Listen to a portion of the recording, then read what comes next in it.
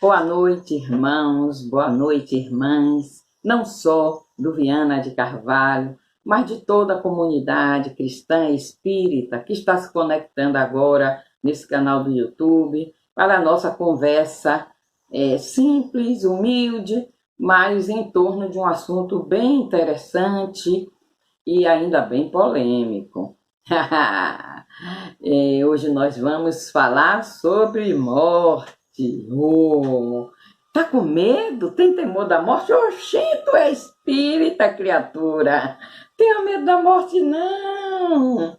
Vamos nós saber, claro, isso já sabemos que todo dia nós lidamos com a morte. Então, nós já sabemos que um dia nós vamos morrer. Somos morríveis. Você sabia disso? O corpo morre. Mas também temos uma herança de misericórdia fantástica de Deus. A imortalidade da vida, que beleza! Então, veja só, todo dia você fica infeliz quando pensa em morte. Mas assim como o sono que você se entrega cansado, cansada do dia, do trabalho, dos desafios, das tribulações da vida, você se deita na cama e você entra num estado de repouso, se aposenta do dia no seu dormir. E como gostamos de dormir, ai, quem não gosta. Então, o que há de temer? Assim como o sono é reparador, é necessário, como a gente aceita o sono, né, que é um estado desejável do espírito para repouso, reposição das energias e para a liberdade, a morte. A morte é exatamente isso. Mas a morte do corpo físico, porque a alma é imortal. Então, nós podemos ficar algum tempo adormecidos, mas nós sabemos que esse estado chamado morte, nós nunca seremos destruídos. Nós existimos à destruição do corpo físico e essa existência é eterna. Então, mesmo que tenhamos temor, temos que trabalhar em nós todos os dias para que possamos aceitar a morte, porque o corpo é apenas uma roupagem. Quantas vezes hoje você já trocou de roupa? E nós sabemos também que uma partícula de matéria ou uma onda de energia é indestrutível, como a ciência já aprovou. A alma ou a essência espiritual do homem também é indestrutível. Então, podemos ir acomodando já o nosso coração para entendermos a morte, aceitando a morte, porque a morte faz parte da vida. E só a morte é esse termo, filosoficamente, é um termo até equivocado para a filosofia espírita, pois a morte não existe. Quando estamos cansados da vida, a gente se despe do que é a carne e regressa ao mundo astral. A morte não é o fim. É uma emancipação temporária concedida quando, na lei de justiça, de progresso, determina que o corpo e o ambiente atuais já cumpriram os seus propósitos. Nós já cumprimos as experiências que deveríamos cumprir, ou então, quando o corpo está excessivamente desgastado ou exausto pelo sofrimento, pela enfermidade, ou existe uma carga muito forte, como são nos acidentes, no suicídio, para que acabe essa existência física. Nós precisamos desmistificar essa questão da morte. Eu conheço vários espíritas que pensam que realmente o mundo é invadido pela morte e que o corpo também é invadido pela morte e que a alma também é invadida pela morte. E fica a mim parecendo que para essas pessoas que o plano de Deus é muito cruel, que não tem nada a ver com a primeira pergunta filosófica do Livro dos Espíritos, que é Deus, e que responde que Deus é a causa primária de todas as coisas, soberanamente bom e justo, Senhor da misericórdia, de toda a misericórdia. Então, quando a gente examina a morte sob esse prisma de terror, de finitude, de sofrimento, de perda, de saudade, de tristeza, a gente não consegue imaginar esse Deus soberanamente bom e justo e cheio de misericórdia, né? Então, estamos distantes de ser discípulos do Cristo, que entendia o que era morrer e deu a lição mais nobre e iluminada do planeta, porque morreu com dignidade, ainda pedindo perdão pelos seus algozes. Então, quando você examina o processo de morte com os olhos da sabedoria, do entendimento, do evangelho, tudo muda. O que era pesadelo chega a ser uma bem-aventurança de liberdade, de misericórdia, de bondade. Nós conseguimos entender a bondade de Deus porque, com certeza, morrer é retornar ao nosso estado original. Precisamos urgente entrar na era do Espírito, nos percebendo como espíritos sem finitude, seres infinitos, que somos e pertencemos ao céu e viemos mais uma vez experimentar aqui na Terra essa oportunidade de misericórdia, de bondade de Deus, para que possamos tomar consciência dos nossos erros, dos nossos equívocos e nos ajustarmos e reajustarmos com as leis divinas e conosco mesmo. A gente não vem pagar para o outro, a gente vem se ajustar e resgatar conosco mesmo para que a gente goze dessa liberdade o tempo inteiro. Quer que estejamos aprisionados pelo corpo físico, quer não, sejamos livres. Liberdade é um comportamento espiritual, um comportamento mental, é uma filosofia de vida. Então, se a gente vive preso à morte, a gente não tem tempo de viver, né? Estou preso porque está aí o Covid, eu vou morrer de Covid? Você pode morrer até de uma gripe, de um espirro, você pode morrer dentro de casa, você pode morrer em qualquer momento se for a sua hora chegada. Não espere que o Covid lhe mate, não tema o Covid, não tema a morte. Viva! Nós estamos perdendo muito tempo em ficarmos projetando coisas sempre negativas. Não que a morte seja algo negativo, de jeito nenhum.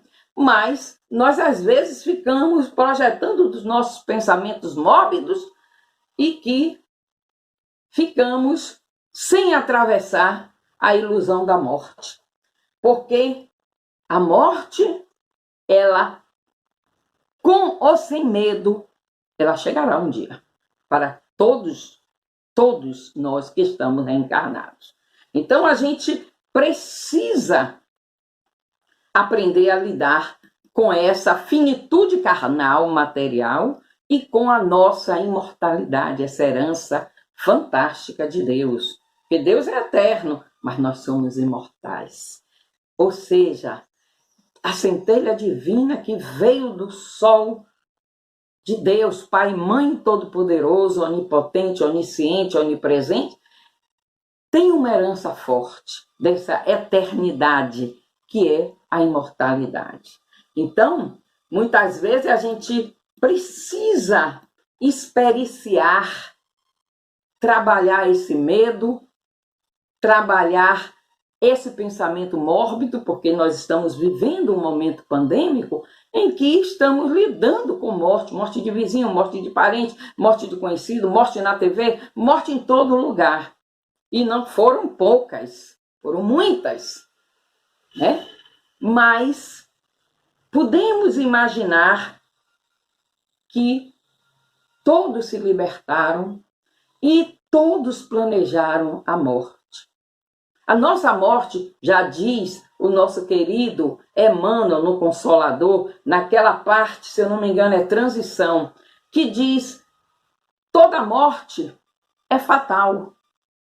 Porque mesmo aqui você diz assim, fulano morreu, foi de Covid? Não, foi de repente. Não existe de repente. Nos planos de Deus não existe.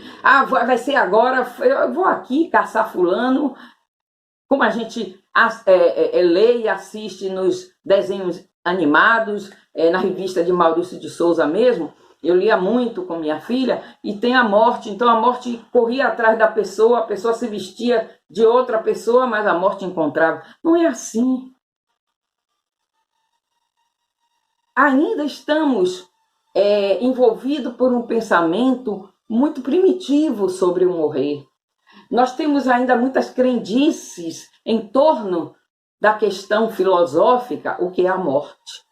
Existem muitas coisas que precisam já serem descortinadas. E a doutrina espírita, em 1857, trouxe um pensamento filosófico fantástico, que já existia e que a doutrina espírita se debruçou e se aprofundou nesse saber filosófico, o que é a morte. Fantástico. Então, o estado da morte é experimentado de forma distinta, dependendo do modo de vida que a pessoa viveu aqui na Terra.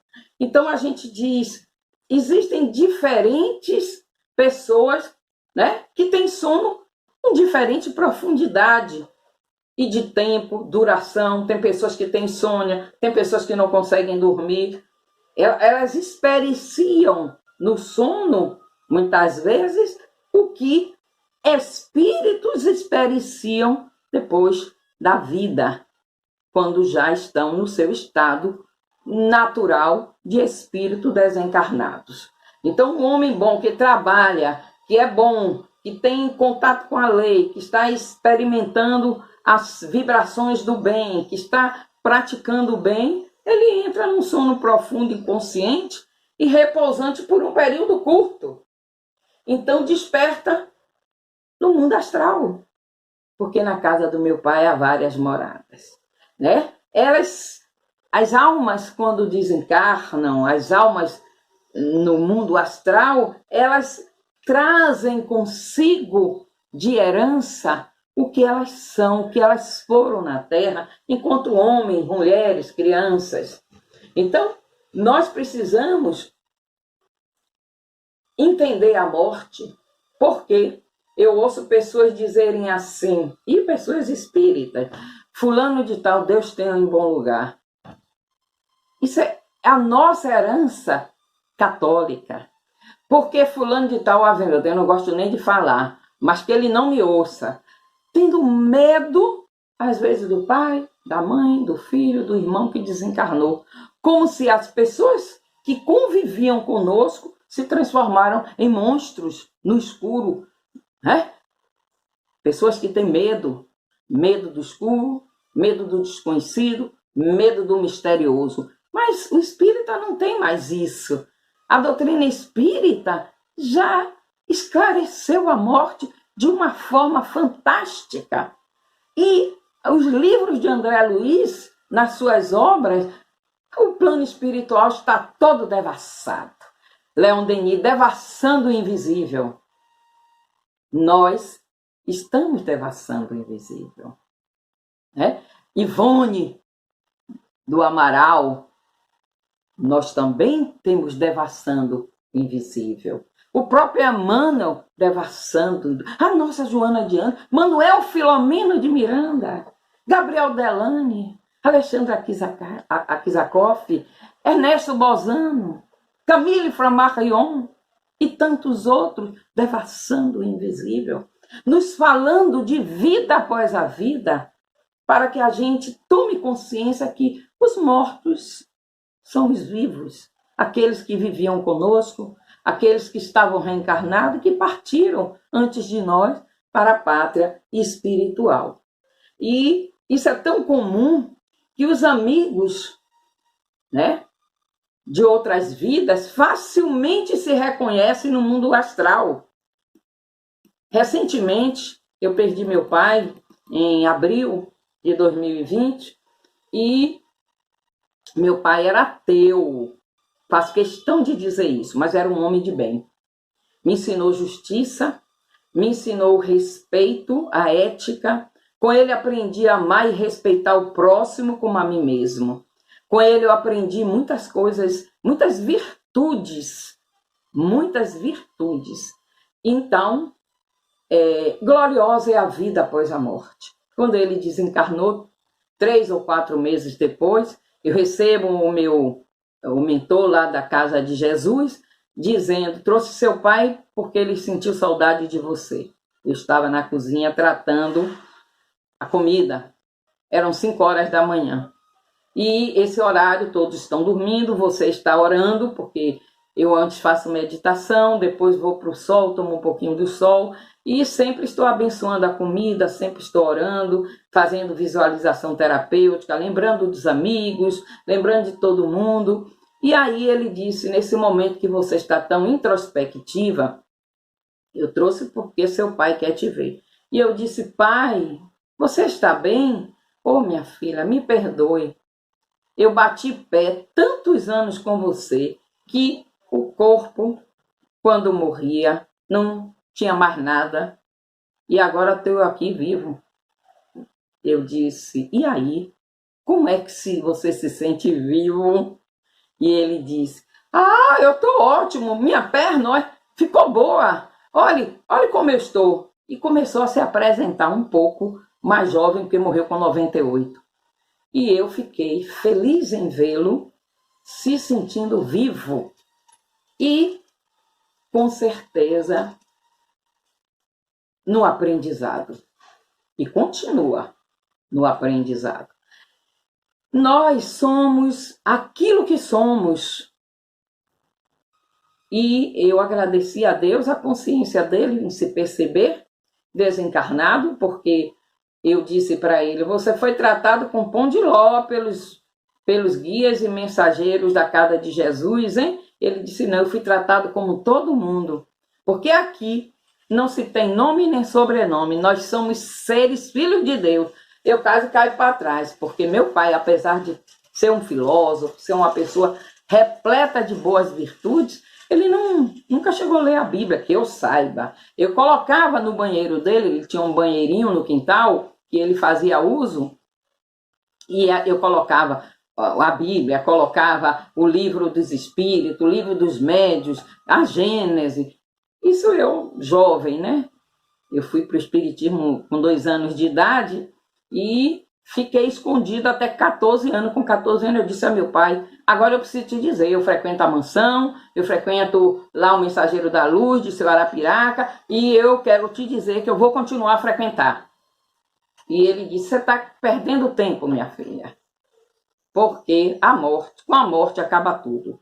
E ver meu pai hoje dizendo para mim que bom que existe vida após a vida, eu deixo esse exemplo maravilhoso para mim e eu sei que para muita gente.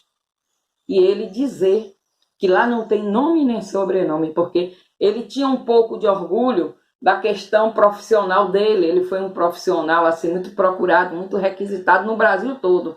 E ele dizia, eu sou fulano de tal, com aquele orgulho. Então, sempre quando eu dizia, meu pai vai procurar emprego em tal lugar, diga que você é minha filha, porque vão abrir as portas. E lá ele me disse uma resposta maravilhosa. A lei de Deus, ela é para todos, igual a todos. Isso é fantástico. Então, realmente, eu fiquei muito feliz. E estou feliz aqui em vir falar para vocês isso. Quando a gente perde alguém que a gente gosta, uma afeição, um amor, um ente querido, em vez da gente se desesperar, a gente compreenda que aquele é o horário dele sair de cena, mudar de cenário. Porque não só é a vontade dele, que a gente tem que respeitar, o livre-arbítrio, como é a vontade de Deus, que Deus sinalizou, se você quer assim, assim será. Lei de liberdade. Olha, eu falei em liberdade o tempo inteiro, porque a liberdade permeia todas as leis. É o livre-arbítrio. Então, precisamos enviar para os nossos queridos que partiram pensamentos positivos, de gratidão, de amor, de paz e de saudade, sim, por que não? Mas saudade com equilíbrio, porque todas as emoções, todos os sentimentos necessitam de educação, de disciplina, necessitam ser contidos nos nossos excessos, porque somos pessoas, seres emocionais e muitas vezes nos excedemos nas nossas emoções. Então, nós, quando imaginarmos, mentalizarmos alguém nosso, visualizar o centro crístico dessa pessoa que você quer entrar em contato e enviar vibração de amor, de força e de coragem para ela. Isso é uma conexão. A gente tem mania de dizer que reunião mediúnica é que se dá lá as incorporações, as visões, reunião mediúnica é aqui, ó. Somos nós com nós mesmos, nós com os nossos espíritos na nossa psicosfera e nós com esse mundão de espiritualidade que tem, que está em torno de nós. Então, desencarnar para a gente encerrar, você aí perdeu o medo, né? Não, pois eu vou lhe dizer a última. A morte não prodigaliza estados miraculosos para a nossa consciência. Eu sou espírita, então vou logo para um plano superior. Aonde?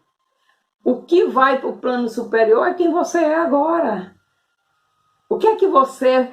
Nós somos herdeiros de nós mesmos. Todo bem praticado agora, você vai herdar. Todo amor doado, você vai receber. Porque é assim com o universo. O universo conspira. Se você dá amor, você recebe amor. Se você dá ódio, você recebe ódio. Então, desencarnar é mudar de plano como alguém que se transfere de uma cidade para outra. Aqui no mundo não é assim. Eu morava aqui, vou morar lá, e sem que isso altere a nossa vida, as nossas virtudes, nada vai modificar. Só vai modificar se nós nos acionarmos, se dermos acesso ao bem, se mudarmos, realizarmos em nós o autoconhecimento, autodisciplina, autotransformação para a autotransmutação.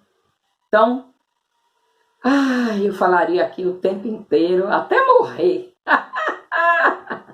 Mas chegou um momento, já tem mais de 20 minutos. Nadijane me mata, não é, Nádia? Minha amiga, irmã, um beijo no seu coração, Porto e todos vocês que estão aí.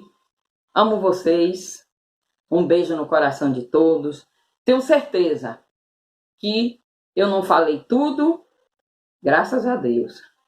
E que eu não falei nada de novo, graças a Deus. Mas espero que você ouça essa humilde conversação, essa humilde relembra, para você se relembrar do que você já sabe, para que dê um novo impulso, um novo up na sua vida e que você se sinta filho e filha de Deus, ser luminoso, espírito imorrível. Um beijo no seu coração.